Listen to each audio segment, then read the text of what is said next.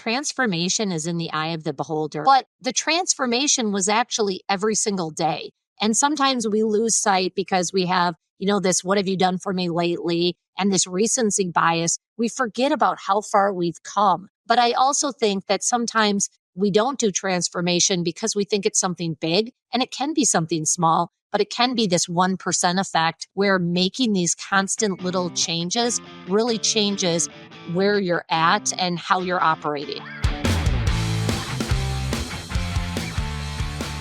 Hello, welcome to Biotech Bytes. I'm your host, Steve Swan, and today I have the pleasure of being joined by Jeanne de Vries Sands, the CIO of BHC. Welcome. Hi, I'm Jeanne Sands. I'm the CIO here at Summit Behavioral Healthcare, which is a behavioral health company located in Franklin, Tennessee. We have 38 facilities in 20 states across the United States. Many of these facilities are psychiatric. The other facilities are substance use disorders. We also have a component of our business that includes outpatient facilities to have that full behavioral health care continuum of care. So happy to be here, Steve. Thanks for having me.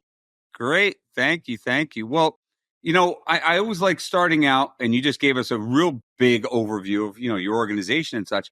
I always like starting out asking folks to tell us, briefly about yourself, how you got to where you are and how you ascended to the CIO role, because folks like hearing those kinds of things. So I started my career in Wisconsin. I'm originally from Wisconsin. I spent many decades there, grew up as a child of educators. And when I started working after college, I knew I wanted to focus on education or something else that allowed me to continue to learn every single day. And I immediately fell into web design. This was back in 2000 when everyone was a web designer and everything had to be in technology. And so I gravitated towards that. And after that, and after the crash that happened shortly thereafter, everyone was scurrying looking for what came next. And I found myself in Western Wisconsin at a progressive healthcare organization called Gunderson Healthcare, still there today, still doing great things regionally for those communities that they serve, where they had developed their own electronic health record. So I jumped in with 2 feet, really serving as a liaison between the technical experts that were doing the development and the business leaders who really had requirements that they wanted. So I found a gap and a need and jumped right into that and really spent my whole career taking the business needs and transforming them into technology solutions that can deliver value. And so I've done that throughout my career, starting in Wisconsin, working in progressively larger roles, spent some time in New Mexico working for Presbyterian Healthcare, which has a large provider side as well as a payer side. Then moved to Oklahoma City, where I was the regional CIO for SSM Health, including St. Anthony's Hospital, which is a 600-bed hospital in Oklahoma City, as well as some other facilities nearby. And then was asked to move to the corporate location in St. Louis, where I led a large team focused around clinical applications, digital and telehealth, our external facing consultancy, project management, strategy and governance, along with a couple other things like enterprise imaging. So did that for a couple of years and then decided to join Summit Behavioral Healthcare. Really wanted to do something where I felt like I could continue to add a lot of value and make a difference in our community. And I think we all saw through COVID the needs of behavioral healthcare growing. I think all of us, recent data tells us that 1 in 4 families have someone who's impacted by behavioral healthcare needs. And there's just a lot of opportunities to serve in this area because there's such a incongruity between the supply and demand. Specifically, the supply is not meeting the need of the demand, and the demand is actually 4x the supply. So lots of opportunities to continue to grow both technology and behavioral healthcare, which has historically been behind other healthcare organizations, but then also to continue to make a difference in our communities. So excited to be here talking to the group today. Can I ask you, I'm going to go off my typical script for a second. I have a daughter that's in computer science, and you've had a string of CIO roles, right? Very awesome roles.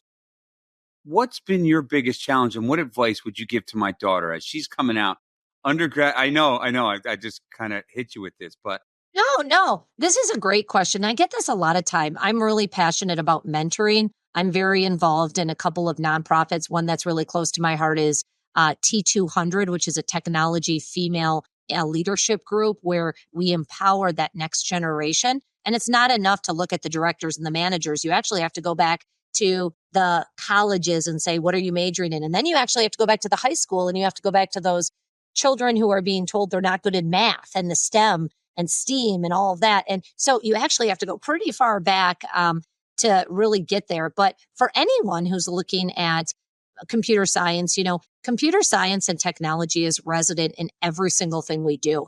And I think jobs in technology are only limited by your creativity, but what differentiates people are the soft skills. So coming out of college, coming into that first job, the second job, there is definitely an opportunity to know languages, the Pythons, to know applications, the Workdays, the SAPs, all of those types of things.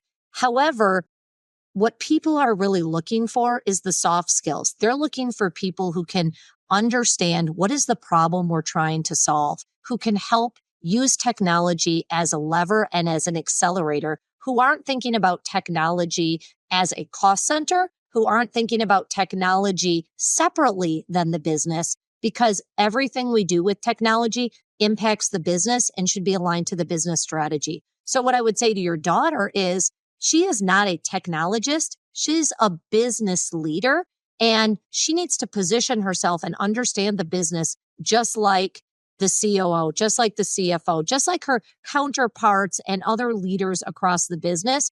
If you don't sit with your business leaders and understand how do they run their business, you cannot provide the technology. And I think so often we separate and we silo and we think about technology for technology's sake. But when we think about the real value, it's around solving real problems for people that are impacting their ability to be successful across the organization. Some are small, some are large. Yeah, it's funny you say all that because my daughter's constantly telling me that in the elevator to go up to her computer science classes, she tries to engage the kids in what'd you do for lunch? How was your weekend? And she's like, all they want to talk about is runtime, Dad. Dad, I'm not going to be a developer. Dad, I don't want to be an engineer. I'm like, honey, you got to learn the language. You got to learn what they're doing. You need, she does her Java, she does her Python, and she actually likes it. But she's like, that's not what I want to do. I'm like, you need to get in with the business. You need to help solve business problems. But you need to understand the technology first. Once you get out of school, then you'll start learning a business or something, because she loves her statistics, right? Loves her numbers, loves her math, right? And she's also, so her major's computer science, minor statistics, and then concentration in sports analytics. That's ultimately what she would love to do. But to even get her, to your point, to get her into the first programming class in 10th grade, it was, Dad, people like me don't hang with computer people like that. Well, okay. And the only way I got her to take the classes were, you either take the class with them now or work for them later. She goes, okay, I'll take the class. Well, it's the same thing with AI. People waiting to use AI. It's like, you're not going to be replaced by AI, but your job is going to be replaced by a person who uses AI. But I think, your daughter's doing everything right. That elevator speech and just practicing it. So much of what we do, a lot of times with people who are early career, it's about practicing those conversations. How do you talk to someone and in 30 seconds, tell them in one elevator ride who you are, what matters to you, and why they should care about that? Because it's all about us, right? And what do we need? What do we need at that moment? And how can it help us? So your daughter's doing exactly the right thing, having those conversations, getting that feedback from others, understanding how she can continue to craft her message to make it more meaningful to her audience, whoever they are, whether they're the techies or the CEOs or the people who don't know anything about IT. Because it's really great to be an IT expert, but only if people care about that. Otherwise, you have to come in and say, hey, here's why you should care, and help them to understand the value. Right. Now, the organization that you mentioned a minute ago, T200, is that what you said? Yeah. Mhm.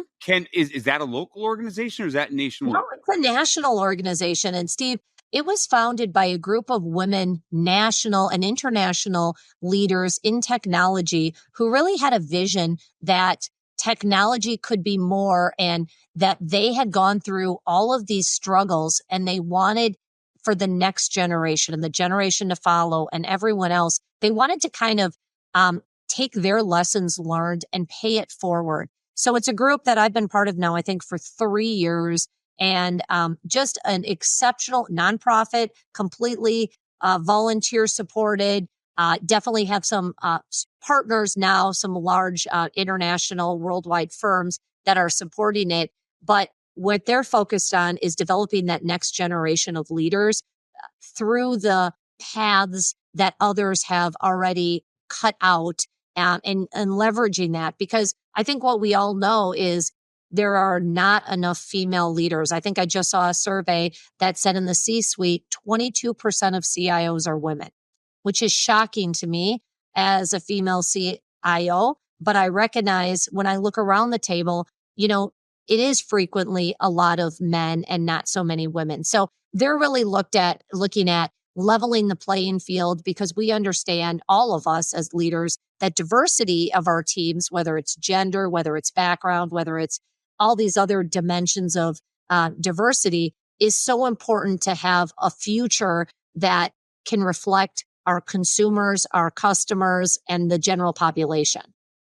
I can't even believe it's 22%. 1 in 5, at least. I was shocked too. I thought it would be about 40%, honestly, if you would have asked me for I actually CIOs. thought it would be lower because I don't know Oh, that really? many.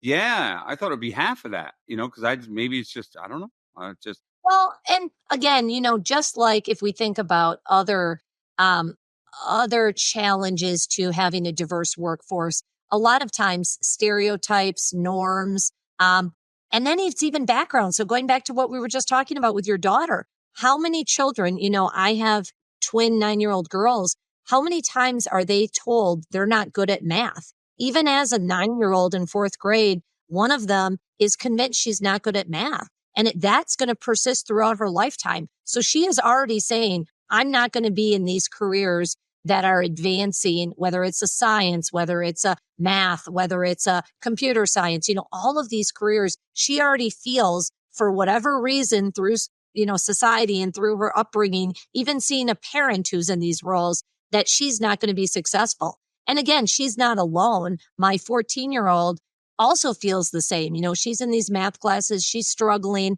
and she has a lot of imposter syndrome. Why am I here? Can I be successful? How many of us feel that even at different levels? I just saw another survey that said that over 50% of CEOs have imposter syndrome. Well, as females, our gender stereotype, is that if you feel imposter syndrome, then you're not going to apply for that next role. You're not going to put yourself out there. You're not going to do all the things that allow you to continue to advance your career. And so the numbers are telling us the story that we're all experiencing and that we're feeling, and that unfortunately is counterintuitive to increasing the output and the revenue and the products that this country and all the countries in the world can deliver.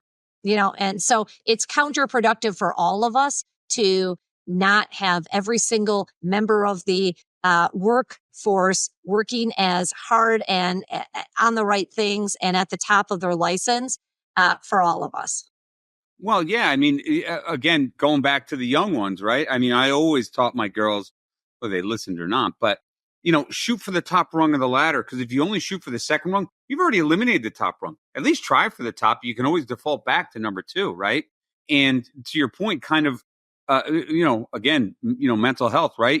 Making sure that your head's clear and that you do believe in what you can do. I mean, I got my older daughter meditating early on just to get out of her own way a little bit. She was a softball pitcher, so she was on the field by herself all the time. So, I mean, everybody's on the field with her, but it's just her and the batter. So she's got to get her head together in the middle of a game, or else she can't get imposter syndrome in the middle of a game and drop the ball and say, I'm out. I can't do this. She had to believe all the way through, right? So, Well, and I think what you're talking about is, that idea of taking care of yourself. And, I think that's another leadership philosophy that I'm passionate about. And it's the whole, you're on the airplane. Do you give yourself oxygen, or the person, the child, or the elderly person next to you? Well, if you don't have oxygen, you can't give it to the next person. You need to start with yourself. And if you're not in a good place, and I think as we grow maybe older, more mature, we have more longevity in our careers, we recognize that there's this fallacy that not only will you have more time in the future, but that you'll have a better balance. And I think what COVID taught us all is we were all working all the time, 24 hours a day, many of us at home, so it was really endless. There was no work-life balance. It was all one, was that you have to find that balance because it's not sustainable and it's not the right example for your teams. If you're running around, I notice it in my workplace, we're in the office every day. And if I'm rushing to a meeting, my team notices it and they start to feel stressed and they start to feel that urgency. Whereas if I'm slowly walking confidently and chatting and in a good place, they're in a good place. And I think sometimes as leaders, we don't recognize that we need to be where it starts because it ends with us as well. And if we're not setting that example, then how can our teams be successful as they look to continue to grow and develop? right. And your results depend on it, like you said, right? So your scorecard is, big time on that. Well, both, So I'm going to, both on the scorecard, but also financially, right? We know that it's not sustainable to work people 24/7, and financially your company will suffer if you try to do that. So it's not only the employees and how they're rating everything on the employee survey. And if you're a best place to work, it's everything. it is. Yeah. You got to take that holistic view. Otherwise, doesn't matter. You're missing the boat on something. Right? Mm-hmm. So what would you say to circle back to the technology? Oh, by the way, do you mind if I put the T200 sort of web link on your, No, not at all. I'd love to do that. So just, Yeah, no, I love T200 and I'm a huge advocate for it. So absolutely. okay. Yeah. I'm going to include that on the podcast. Just have a look. Okay. I would love that. Cool. Yeah. Cool. Good. Thank you. Technology, right? What are you seeing? What are you thinking? What are you feeling about where we are, where we're heading? What are your thoughts around that? Yeah. So as a technologist, I think people always expect me to talk about these new exciting things, virtual reality, AI. For me, what I'm really seeing is a focus on getting the foundational things right. And it's this idea of back to basics. So all of those things that I just mentioned, they matter. Big data matters. AI matters. But if you don't have the basics right, then nothing else matters. We're not talking about going on. I have a friend who likes to say, you're not planning your trip to Hawaii when your kitchen's on fire. So for me, as I joined Summit 2 years ago, because behavioral healthcare is behind, it was around really having a solid suite of applications and creating that technology platform. Then it became the next real opportunity there as we think about people, process, and technology is really about looking at the people and upskilling them. Because we have a proprietary behavioral health EHR, they, for example, didn't have any certification program for our analysts. So we worked with them to co-develop an analyst training program where I could be ensured that not only were my analysts meeting my needs, but also positioned to meet the future needs of the company and building a very solid tool or customizing a very solid tool for our future. So as we think about those basics, again, starting with that technology stack, making sure that we have the integrations, making sure that we have the right ancillary systems. Of course, we're all in financial situations right now with the economy and everything else where there's a lot of application rationalization going on, where we're removing things and kind of saying, what can that look like if we do a best of suite, if we fully maximize these large investments we've made in these large platforms? So we, like other companies, as part of this tuning exercise, are also doing that and saying, hey, let's look at this differently. And let's say we brought in these 4 things to meet these needs. is there another way that we could use the platforms we already have? And can we make sure that we're fully exploiting all of the capabilities? Because you're paying a lot of money, millions of dollars for these platforms. How can we make sure that we're fully utilizing them to their greatest capabilities? And a lot of that becomes vendor partnerships as well. None of us go this road alone. You do it through partners. And when I joined our company, we had a lot of what I'm going to call vendors. We didn't have a lot of partners. We didn't have a lot of people that we were interacting with on a regular basis who were asking us about our strategic roadmap, who were helping us to advance not only the technology, but also the company, who were really partnering with us as I consider a partnership. And what I'm most proud of is over the last couple of years, we've really established these clear vendor partnerships where, of course, we're having the quarterly business reviews. And of course, we're looking at scorecards. Of course, we're looking at their costs. But moreover, we're talking about the value, and not just the value they're bringing for our technology team as they continue to grow our team and our tools, but more for the business. Because again, the company strategy is the IT strategy. Mm-hmm. Of course. Yeah. And so, like you said, all those other things are just sort of shiny objects, distractions, if you will, right? To get you away from. It's very easy to have a solution, but no problem that it's solving. So we always try to pivot that. Like, that's great. That's a great solution. What is the problem it's trying to solve? And, many times I think there are solutions. Don't get me wrong. We're starting to do some pilots with AI, and we're starting to say, let's bring in a tool. Let's use it. Let's see what our results are. I think there's huge opportunities with administrative burden that we can reduce with AI. Absolutely table stakes. We should do those. So we're starting to do that. The other day I had to do a business case.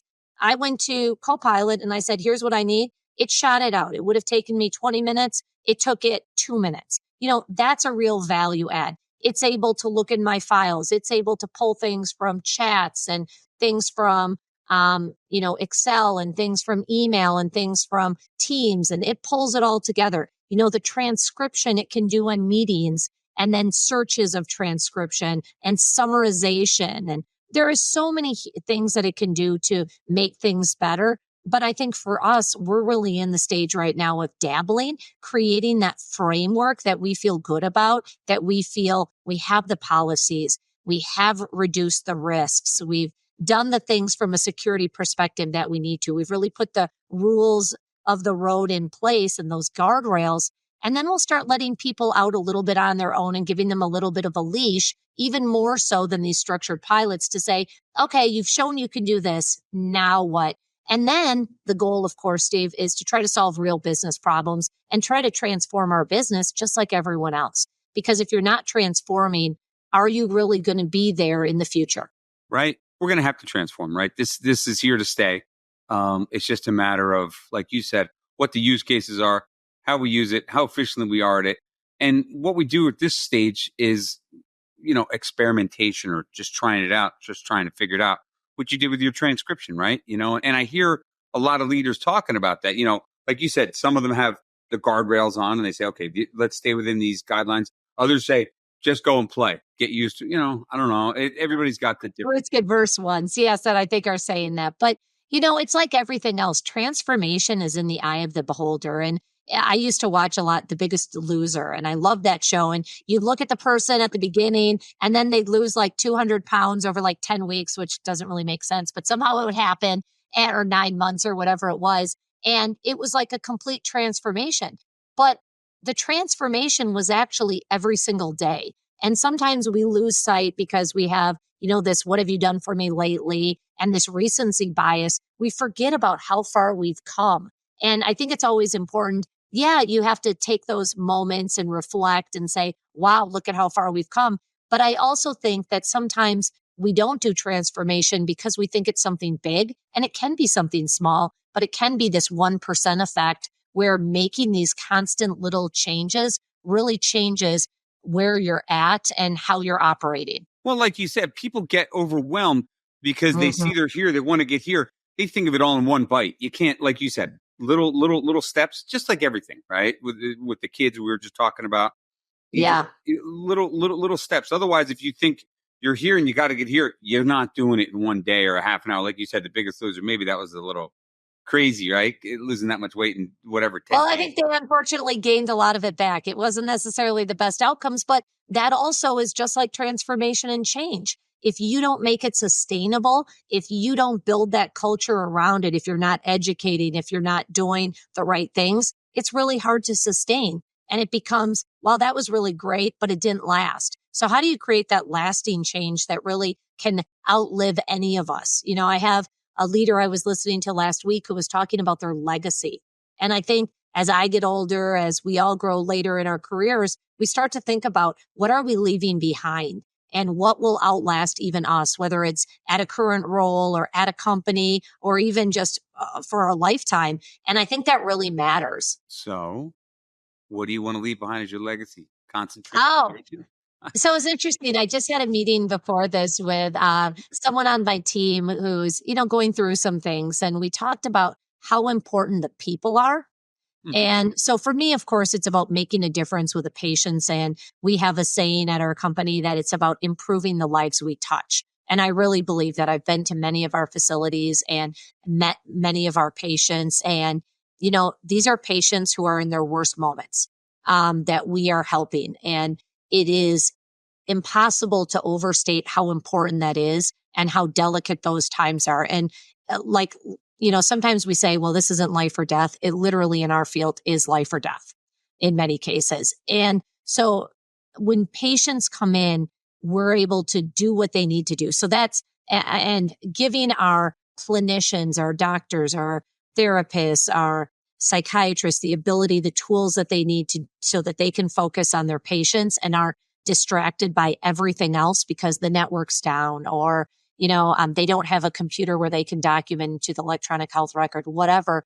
That's the goal here. But more broadly, my legacy is around the people and the people that have been on the journey and continued to grow. And I look back at people from all of the places I've worked that I'm still in touch with. Last year I did a LinkedIn post. My old boss from 15 years ago came and worked for me. He retired. I pulled him out of retirement and said, hey, I need you. And he came and worked for me for a while. And it was like this full circle moment for me because he's no longer my boss. And this person that I learned so much from, he's now a friend. He's a friend, a mentor, a trusted advisor. And I'm very fortunate to have in my life a lot of people that I've had long relationships with. And I know this is true for you too, Steve. It's a very small world and it's about having those meaningful relationships, those authentic relationships, those deep relationships with people where you're able to help them grow and they're able to help you grow. Because I learn from the reverse mentoring, just like I learned from mentoring. Well, again, I'm going to go back to the kids. We learn as much from them as they learn from us. I mean, they've taught us a ton, and I learned from my parents, right? And they learn from me, I hope, right? So I think it is from the long-term relationships, and with the world being as small as it is, it sometimes shocks me how some folks don't realize that, and some of the things that some folks do. Like, wow, no, it's a small world. So, well, it's interesting. There's still bad actors. There's still people who are in it for themselves. There's still people who have misaligned incentives. I think all of that's real. And it's unfortunate because I think it can be disillusioning at times. But again, I am a firm believer that, doing the right thing and doing the hard thing is always the best thing. And at the end of the day, you want to be able to look yourself in the mirror and say, I tried my hardest. And maybe at all times it's not successful. That's okay. Sometimes we're also, bound by situations outside of our control. And all you can do is try your hardest. last week I was with my 24-year-old. We were in New York City. We were on the streets. We were having a couple drinks. It was a sunny day, and we were with her roommate. And I said to her, the hardest thing for me as a parent was to watch you fail and to sit and watch, not jump in, not get involved, but I knew you were growing from it. And that's the hardest thing. But I had to sit and watch. And I said, that was torture, but I had to do it. Right.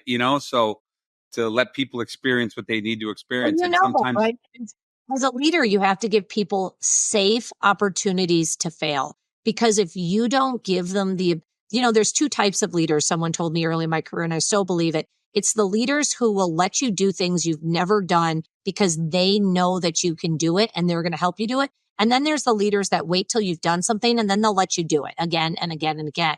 And you can never grow if you're with that later type of leader because they're not giving you that trust. They're not giving you that support. So in my culture and my organization, it's all around not being punitive, but being supportive and giving people that safety net so that you're never going to give them something they're going to fail, but you're going to give them stretch assignments where they might not be as successful. But that's why you have that soft landing to support and that support system so that they can be lifted up if and when they do struggle, because that's a reality. None of us are successful all of the time. We've all failed. And quite honestly, some of those failures are your biggest learnings. They are, absolutely. And again, to go back to the example I was just using, I always said I was here. If you were going to fail or hurt yourself, I was there 100%. But anything short of that, I was going to catch it. Well, it's hard, right? And for a lot of us, you're just like, oh, let me do it. As a leader, there's this common idea, I'll just step in and do it. And what I have to tell myself, because I'm inclined to do that at times, is I'm taking away an opportunity for them to grow.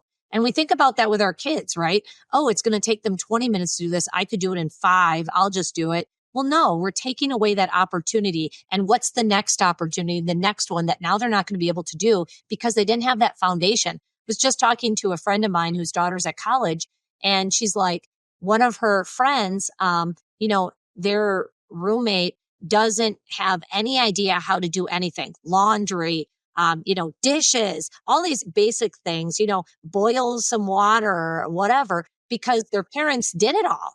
And their parents did it to be helpful, to be kind, because they love them. I guarantee it. But now they have a person who doesn't even have basic living skills and can hardly function.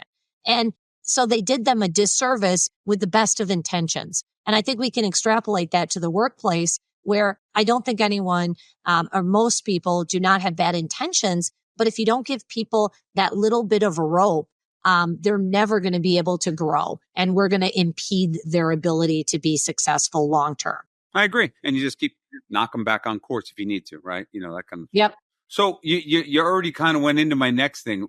What makes you and your organization unique? And you spend a lot of time on that. Is there anything else you'd like to add to that? I mean, what makes you working with you, and or your organization unique from others? Well, I would say, again, it's the culture that I've created within my team. I think, behavioral health is a unique space just because, again, from a technology perspective, it's in a little bit of a different place, a earlier, less mature place than other areas of healthcare.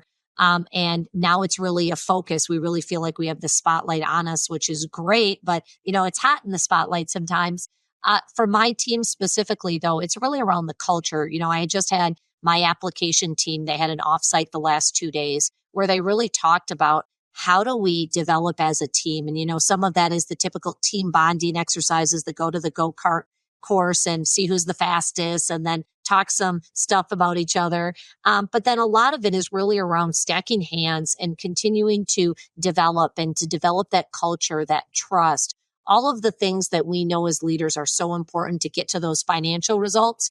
So I think people should want to work for me. And I've been very fortunate, and I feel like I'm successful every time I have someone come work for me who's worked for me again. I have people across my career who've worked for me multiple times because they appreciate the way I work, which is, again, with a strong culture, but also with a very transparent culture where I try to be very communicative. I send out frequent emails to my team. We do a monthly newsletter. We have frequent parties. Actually, we're going to have a party in 15 minutes for someone's birthday. We try to do things that make being at work enjoyable because we all spend so much of our time here at work.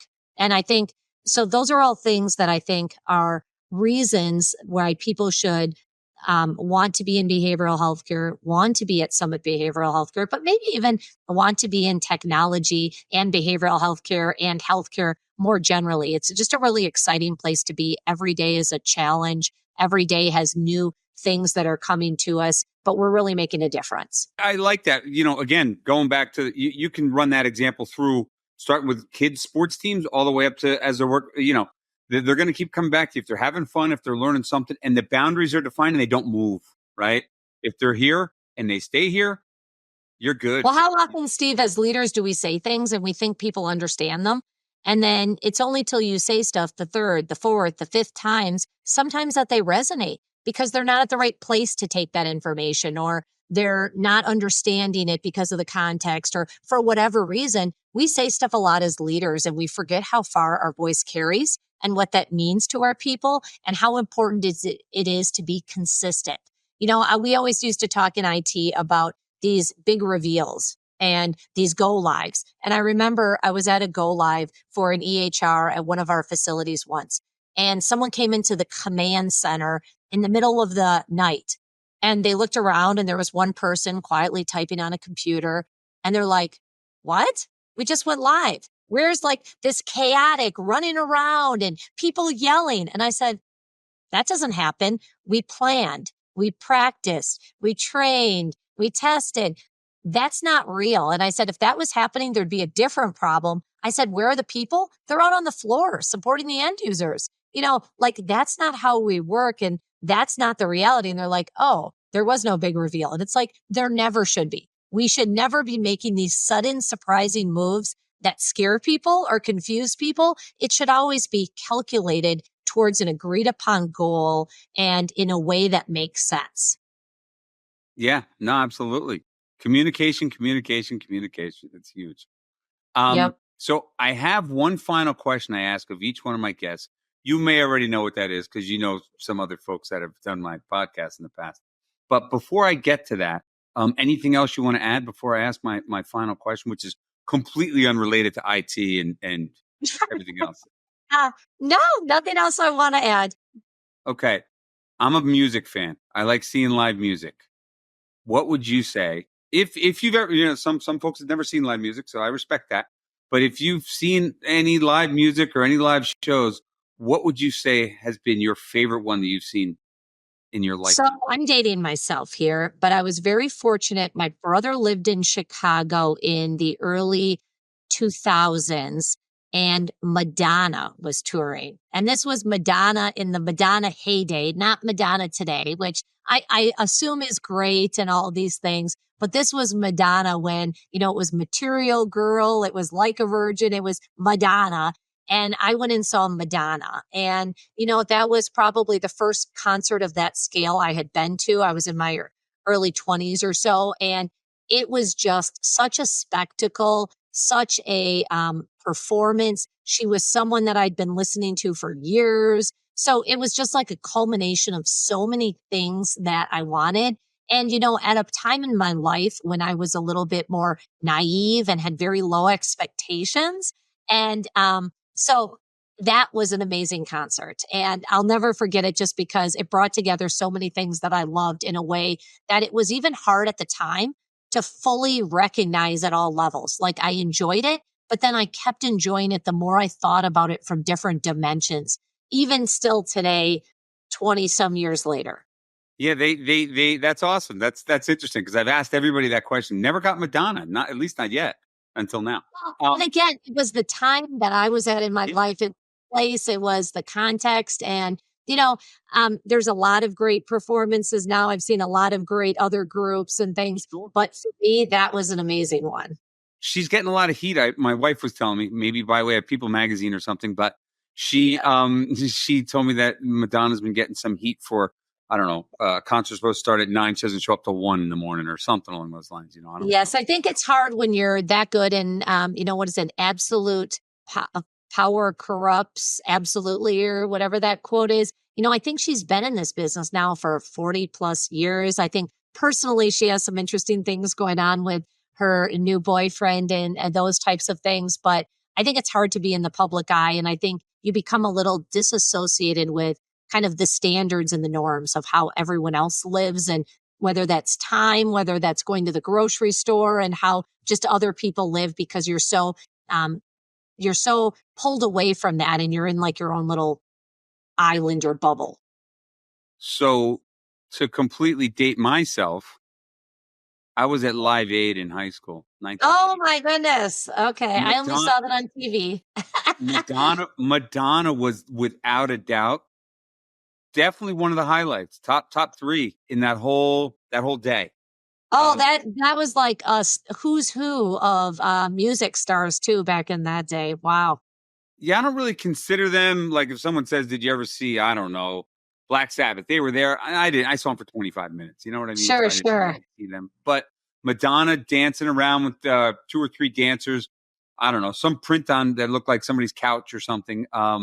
It was cool though. The dancing and the whole thing. Don't recognize like that the music festivals. I mean, there was some music festivals. Obviously, Woodstock predates us and stuff like that, Yeah, but yeah. there wasn't these festivals like we have today where you see all these performers together. There wasn't really that back in the past. You'd have the opening act and then the performer, and that was kind of it. So, people today are like, oh, yeah, that makes sense, a group of people, but there wasn't that venue, those venues and those events like we have today. So it was a whole different time. Yeah. Oh, it was. Well, yeah, $35 a ticket. It was definitely a different time at Live Aid. That's what it cost. $35. Oh, wow. And you probably thought it was expensive. I did. It was huge. I had to borrow the I money. don't I think remember from my how much dad I or something. paid for Madonna, but I guarantee it was not more than 100 because that would have probably been my limit. I have a shoebox full of all my tickets. I saved tickets for Oh, you should all put time. those in one of those frames. You should do a glass frame, one of those, what are they called? Window box.